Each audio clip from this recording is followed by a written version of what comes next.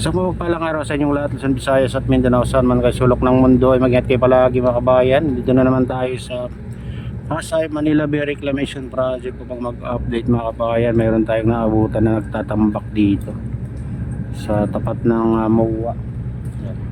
Ilipin natin. Ayan mga kabayan, ayan oh. Dalawa kanina, doon din isa oh. Kaso tumigil na siya. Isa makatapos na magtambak. Ayan o. Ayan, medyo natatakpan ng ano, yung sa tatakpan sa back ko, yung binubuga na buhangin.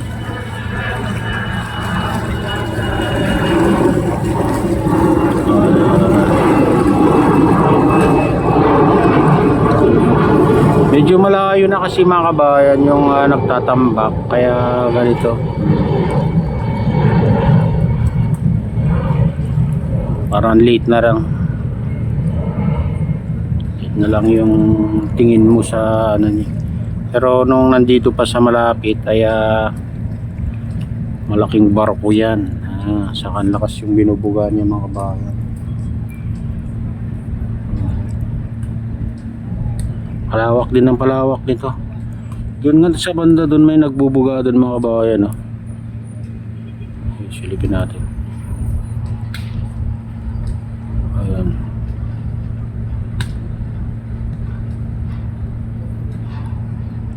Sobrang layo naman yan. Ayan oh, layo. Ayan yung binubuga niyang buhangin. Galing sa dredging vessel yan mga kabayan.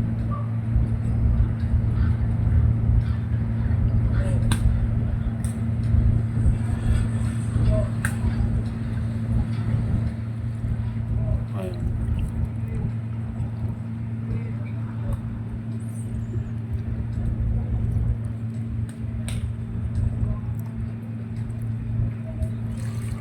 Ito yung huling ginawa nila na island dito sa tapat ng MOA. Ayan, sakop na hanggang doon sa dulo, pinakadulo.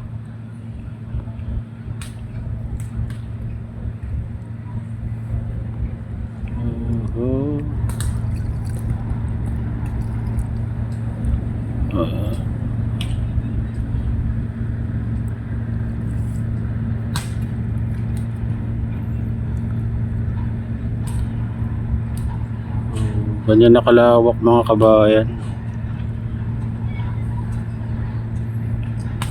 Itong dredging vessel naman sa tapat natin, ito ay tinatanggal din yung mga dyan sa gilid. Siguro yung mga bumabang buhangin yung bumagyo mga kabayan. Ayan yung dredging vessel na yan.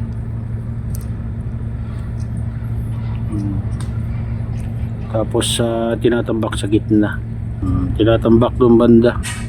Hindi natin makita mga kabayan, natatakpan na ng natatakpan na ng buhangin yung dulo itong pipe na galing dyan sa dredging vessel.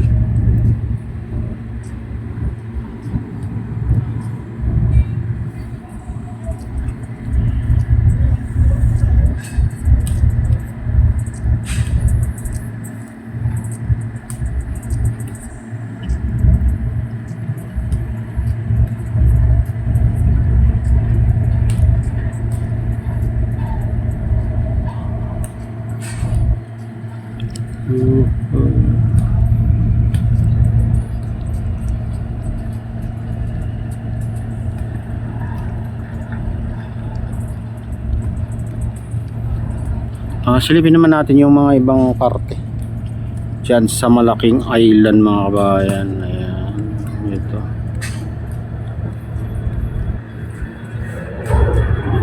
yung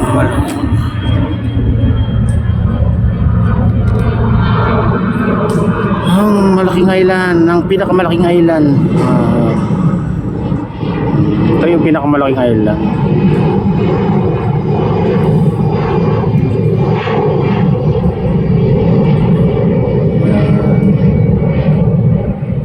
Hindi mo na makita yung dagat sa kabila sa lawak niyan. Parang disyerto na yan mga kabayan ito. Makita mo dyan na sa nabutas yung mga dulo ng crane mga kabayan. Yun na lang makita mo. Dahil sa taas ng mga buhangin na nakatambak dyan. Pero hindi pa kumbaga hindi pa patag. May mataas na parte, mayroon ding mababa.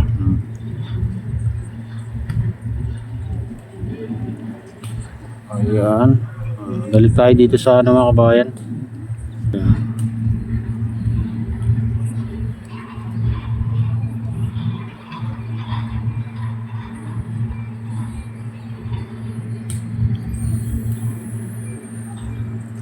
So natin i-close. No, i-close.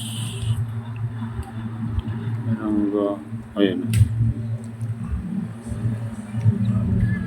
Ganyan kalayo. Medyo maganda-ganda ng panahon ngayon mga kabayan. Medyo may lumabas na blue ng kalangitan. Pero din banda sa tapat ng mga kabayan sa Bataan, napakakapal ng ulap ng mga paligid. Mas lalo dito sa bandang Cavite mga kabayan. Napakakapal ng ulap, parang nagbabadya na naman ng ulan mayang hapon na yan.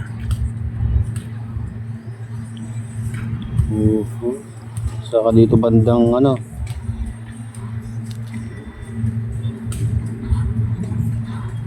bandang north, Caloocan mga kabayan, dyan makakita makakapal ng ulap, mapag.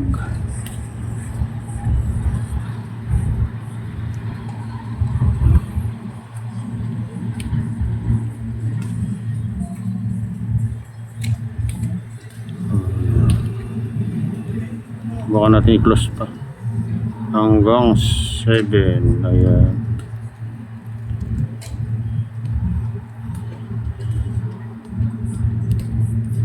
Ayan.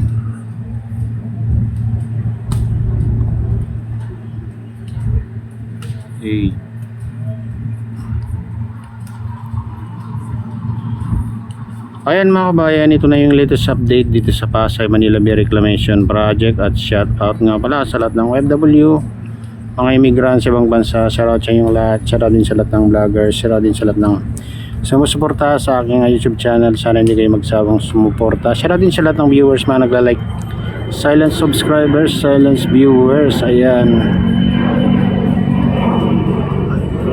Shara din kay Kuya Yu, kay Ate Lynn, kay Kuya Eric sa aking misis. Ayan, sa uto ko dyan sa Nalulaway.